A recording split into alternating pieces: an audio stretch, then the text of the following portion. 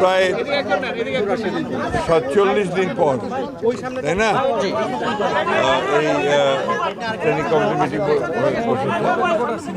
এটা খুব স্বাভাবিকভাবেই নতুন সরকার গঠন করে সরকারকে গুছিয়ে নেওয়াটা আমাদের মাননীয় প্রধানমন্ত্রী তিনি সেভাবে গোছানোর চেষ্টা করছেন। আমরা সেই সঙ্গে দলকে অ্যাক্টিভেট করার জন্য এবং দলের যে রেগুলার কাজকর্মকে চালু রাখার জন্যে আমরা আজকে আমাদের দলের চেয়ারম্যান এবং প্রধানমন্ত্রী স্ট্যান্ডিং কমিটি মিটিং ডেকেছিলেন।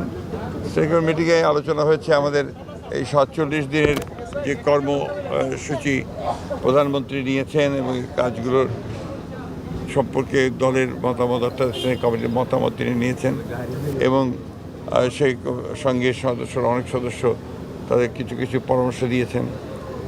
আর আপনার সেই সঙ্গে আমাদের যে রাজনৈতিক সাংগঠনিক কর্মকাণ্ডগুলোকে আরও বিস্তৃত করার জন্য ভবিষ্যতে খুব দ্রুত কীভাবে আমরা দলকে কাউন্সিলের দিকে নিয়ে যেতে পারি সে বিষয়গুলো আলোচনা হয়েছে এবং আমরা পুরো বিষয়টাই সাংগঠনিক ছিল।